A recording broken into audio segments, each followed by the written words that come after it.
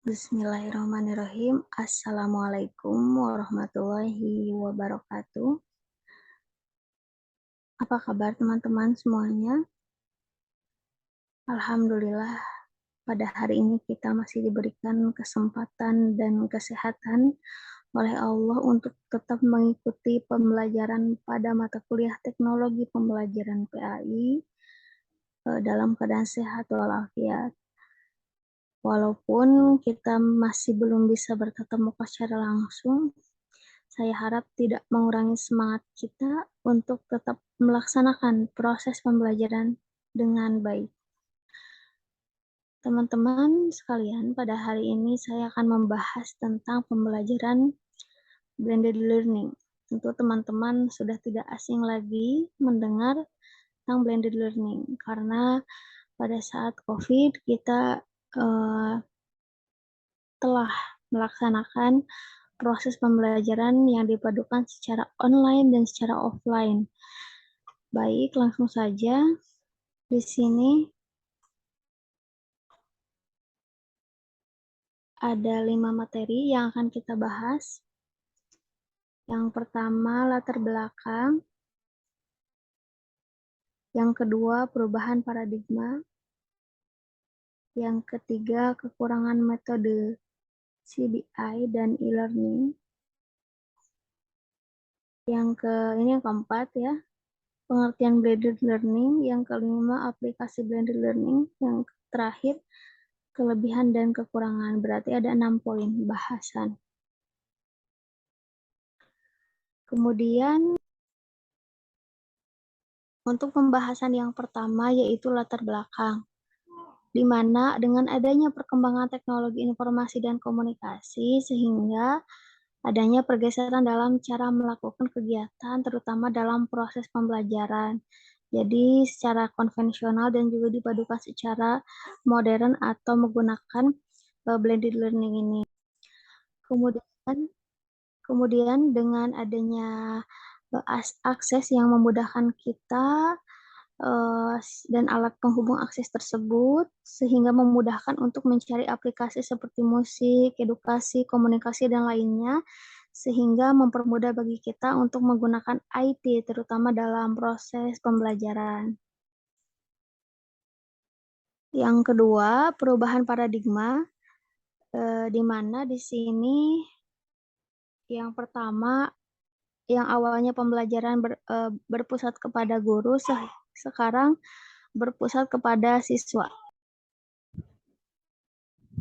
Kemudian yang kedua, dulu stimulasinya kita hanya bertujuan untuk proses pembelajaran itu hanya pada pengetahuan saja. Misalkan siswa hanya dituntut untuk bisa mendengarkan dan menghafalkan. Tapi kalau sekarang multisensory stimulation, di mana kita juga harus memperhatikan berbagai modalitas belajar siswa seperti audio atau pendengaran, visual penglihatan, kemudian kinestetik peragaan dan taktik perabaan.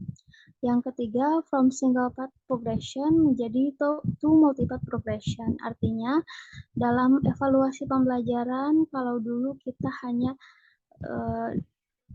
menuntut siswa untuk bisa menghafal dan dalam segi pengetahuan, tapi kalau sekarang kita juga harus memperhatikan bakat dan minat siswa gitu. Jadi siswa tidak hanya dituntut untuk pintar dalam hal matematika atau pelajaran, tapi juga bisa mengembangkan bakatnya. Kemudian yang keempat, single media, maksudnya kalau dulu itu hanya guru gitu sebagai satu-satunya media pembelajaran, kalau sekarang kan kita bisa menggunakan berbagai media. Yang kelima, from isolate work menjadi to collaborative work. Jadi kalau dulu tuh antar individu dengan yang lainnya tidak saling terhubung, kalau sekarang itu harus saling terhubung, menciptakan pembelajaran kelompok gitu, supaya mereka saling bersinergi. Dan yang terakhir, from information delivery menjadi to information exchange. Maksudnya adalah yang tadinya hanya menyampaikan informasi menjadi bertukar informasi atau berdiskusi seperti itu. Kemudian yang selanjutnya ada CBL dan e-learning, computer based learning di sini dan e-learning. Lanjut, kekurangan CBL ini yang pertama berpusat kepada guru, yang kedua kurang efektif dalam pemanfaatan waktu, yang ketiga tingginya biaya pengadaan pengembangan program komputer, dan yang terakhir hanya efektif untuk digunakan dalam kelompok kecil. Sedangkan kekurangan dari e-learning yang pertama butuh usaha dalam mempersiapkan materi pembelajaran, yang kedua harus memperhatikan sisi pedagogik dari suatu materi, yang ketiga siswa perlu dimotivasikan dan diorganisasikan, dan yang terakhir sarana prasarana harus mendukung. Tentu ya, e-learning ini tidak mudah, harus konsepnya juga benar-benar matang, serta orang yang menjalankannya juga harus benar-benar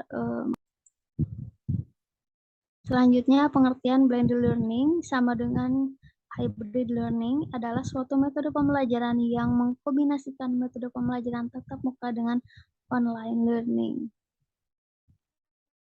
Kemudian, karakteristik blended learning itu yang pertama, menggabungkan cara penyampaian, model, gaya, serta berbagai media.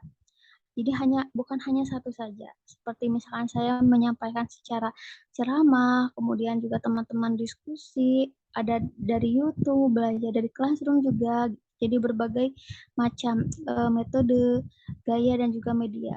Selain itu, dilakukan secara face-to-face, mandiri, dan online. Selanjutnya, kombinasi cara penyampaian, cara mengajar, dan gaya pembelajaran. Dan yang terakhir, pendidik dan peserta didik memiliki peran yang sama penting. Jadi bukan hanya berpusat kepada guru saja, tapi juga berpusat kepada peserta didik.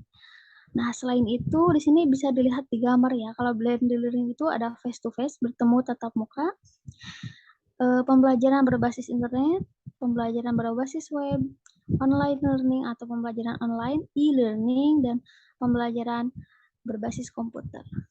Nah, selanjutnya aplikasi yang digunakan dalam blended learning ini yang pertama learning management system itu adalah suatu aplikasi berbasis teknologi di mana guru bisa merencanakan, melaksanakan, dan mengevaluasi proses pembelajaran, misalkan seperti Google Classroom.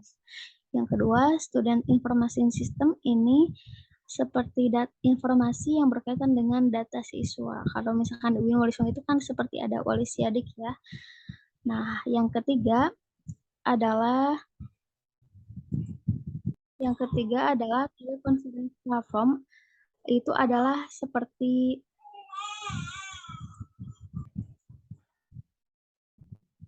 teleconference platform ini seperti Zoom ataupun Meet. Dan yang keempat, aplikasi chatting seperti WhatsApp, Telegram, dan lain-lainnya. Yang kelima, Grid. Yang keenam, Canva. Oke, di sini kelebihan dan kekurangannya. Yang pertama, kelebihan membangun rasa kebersamaan. Yang kedua, memberikan manfaat berbeda dari ruang kelas tradisional. Dan yang ketiga, menyediakan kesempatan bagi siswa untuk membangun hubungan dengan siswa lain. Yang kekurangannya, pengajar perlu memiliki keterampilan ya. Yang kedua, mengembangkan dan mengelola sistem e-learning. Kemudian, pengajar perlu mengembangkan dan mengelola sistem e-learning, jadi harus berinovasi ya. Yang ketiga, perlu menyiapkan referensi digital sebagai acuan peserta didik. Yang keempat, tidak meratanya sarana dan prasarana bagi siswa. Dan yang terakhir, diperlukan strategi pembelajaran tertentu untuk memaksimalkan potensi blended learning. Nah, itu materi yang dapat saya sampaikan pada hari ini. Kurang lebihnya saya mohon maaf. Terima kasih atas perhatiannya. Wallahul muwaffiq ila aqwamit thoriq. Wassalamualaikum warahmatullahi wabarakatuh.